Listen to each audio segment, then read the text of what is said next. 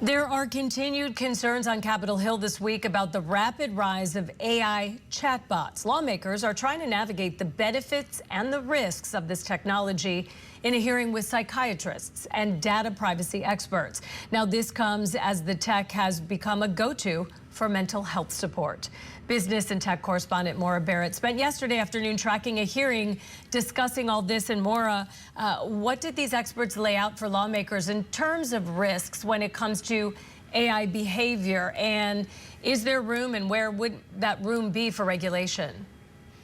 Yeah, it was really interesting to hear from witnesses that both specialized in psychiatry and data privacy in the same room, because they were clearly trying to work in tandem to address the concerns that have bubbled up as we've been continuing to cover the issues that we've seen in terms of things like ChatGPT and people consulting it as a therapist or using it for mental health support. And we actually did learn, one of the psychiatry witnesses cited a report that 25 to 50% of people that use AI chatbots are turning to them for mental health help. And obviously, we had reported just the other week about OpenAI releasing their specific data with 1 million people on any given week specifically talking about suicidal ideations. And so this is understandably becoming a huge concern, especially when the AI industry is growing so quickly and it's becoming more commonplace.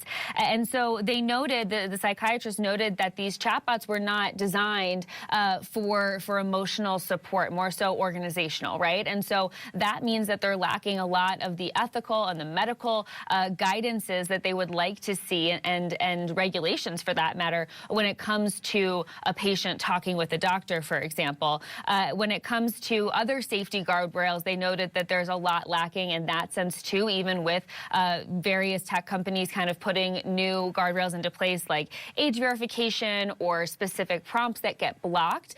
One of the experts that we heard from laid out that after you talk to a chatbot for a lengthy amount of time, interestingly enough, those guardrails start to disappear. They start to fall off. He went so far as explaining and comparing these AI chatbots to, quote, poorly trained dogs. And the other item that they brought up that you and I have discussed before is this lack of beneficial friction, that AI chatbots tend to be a cheerleader for whatever information you're putting in to that technology. And so I want you to hear from Dr. Wei about how this impacts the user experience with an AI chatbot. AI chatbots tend to flatter users, a pattern known as sycophancy. This validation can feel good, but may not be right. AI chatbots endorse users 50% more than humans would on ill-advised behaviors. They can also hallucinate, producing false or misleading information, and are not equipped to anchor users in reality. And when used in moments of emotional distress, AI chatbots can have crisis blind spots. Now, we did see OpenAI, for example, roll out that age verification that I mentioned, as well as legislation recently introduced that would require chatbots to remind a human user every so often that they are not human. Dr. Wei said that she is heartened by some of these introductions of ideas, but age verification can be tricky because people can lie about their ages, she noted, and work around, any ID verification that comes into place. And then when it comes to the reminder, she said that she doesn't, based on her research, she doesn't think that that would be incredibly effective because people tend to already know that they're not speaking to a human. But that's where AI psychosis can come in, where people get really sucked into those conversations and are addicted to conversing with the technology. Now, I will say in covering this hearing and listening in for about the 4 hours over which it occurred, lawmakers did ask largely very informed questions. They seemed up to speed on both the risks and the harms that come with this technology and how the technology works. Obviously, there were some outliers as well because it is kind of complicated and new still, but all in all, from a bipartisan standpoint, there was a genuine interest in figuring out solutions, Holly.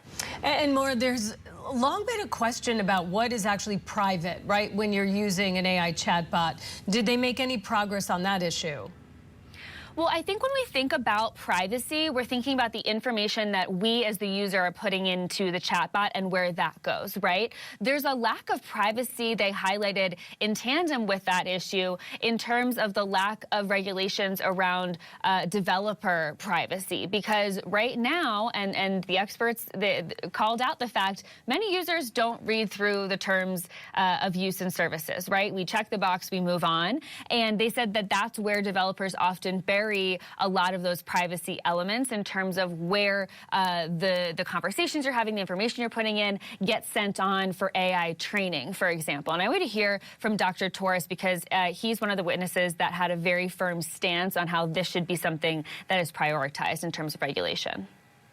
If Americans' mental health data and stories and journeys are being used to train AI, people should give explicit informed consent and not a checkbox buried into terms and conditions. That would be a tragedy if we let that happen, and you can prevent it.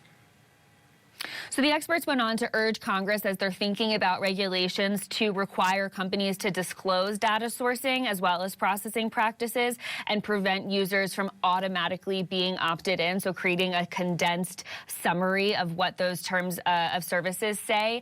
And then ultimately, they talked about this Swiss cheese approach, they called it, when it comes to regulation, having different layers on top of the holes that you see in a Swiss cheese block. So there is backup, there is overlap, so there's just further protection when it comes to regulation, Holly. All right, Scripps News business and tech correspondent Maura Barrett live for us. I'm sure this is a topic that will continue and we will follow along with you. Thank you.